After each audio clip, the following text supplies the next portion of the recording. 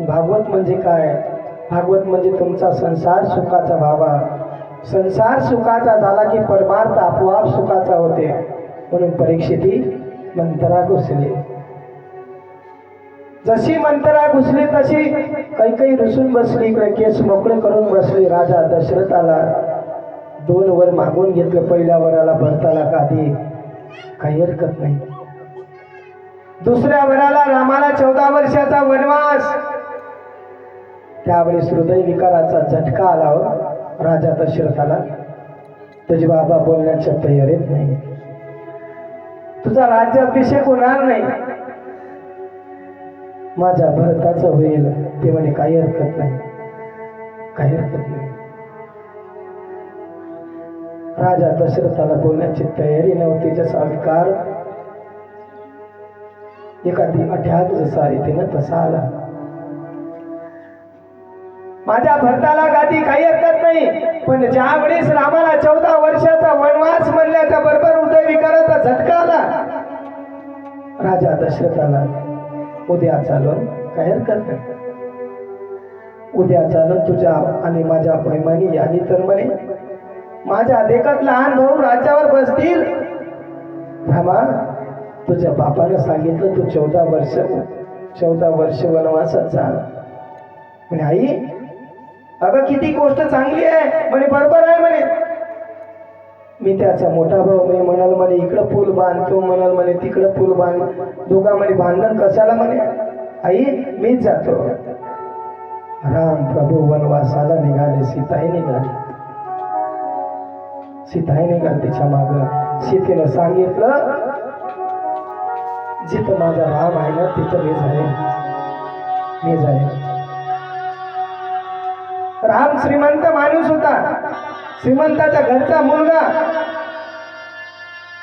त्याला बापानं सांगितलं नाही 14 वर्षाच्या वनवासाला जा म्हणून.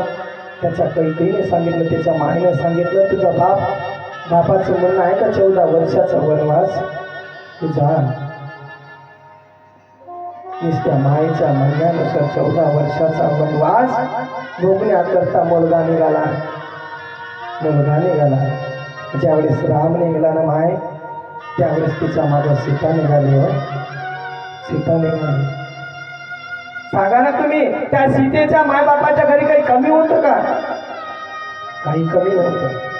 पण जसा राम निघाला ना 14 वर्षाच्या वनवासासाठी, त्या रामाच्या माग ते सीता जशी निघली ना तशी आताची सीता नाही निघत माय. नवरा जर कामाला जर गेला असेल ना तर बरोबर टायमावर भाकर घेऊन नाही जात. तर तिनं 14 वर्षाच्या वनवासाला गेली. एखादी आता जर आपल्या माणसाने जर 14 वर्षाचा वनवास जर असता ना तर आताच्या सीतेचा बाप म्हणत होता अगं जाऊ दे, गेला तर मी तुला दुसरा करून देतो. याच्या घरी किती राहते? 3 एकर, 5 एकर, 10 एकर. पण ते सीता किती श्रीमंताच्या घरची होती तरी त्या बापाने म्हणलं नाही मला का तू रामाच्या मागं नको जाऊ म्हणून.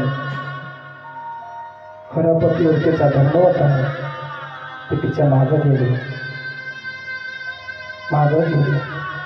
आपला धर्म आहे.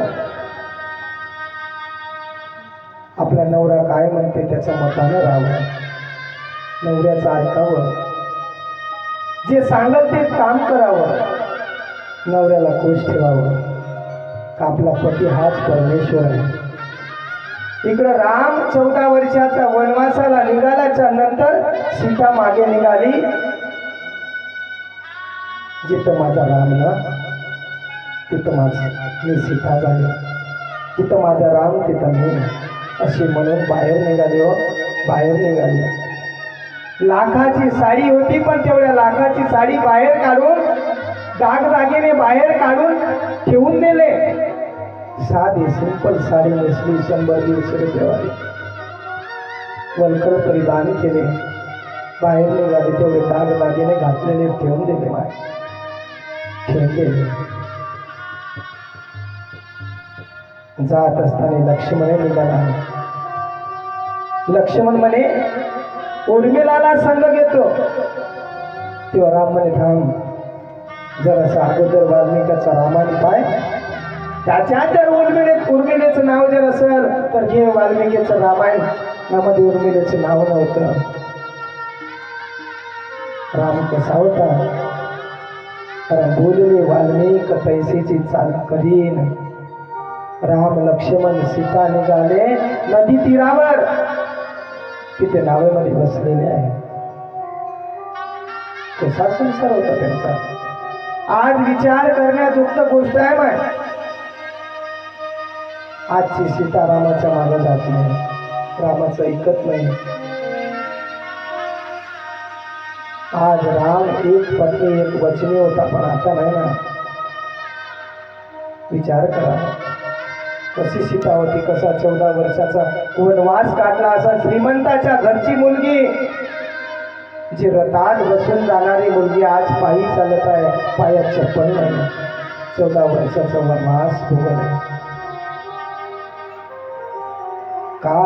तिला 14 वर्षाचा वनवास नव्हता, नवऱ्याला होता. पण आपल्या नवऱ्याला आहे, पण नवरा जिथं तिथं मी, असे म्हणून निघाले. राम लक्ष्मण सीता निघाले नदी तीरावर, तिथं नावेमध्ये बसलेले आहे.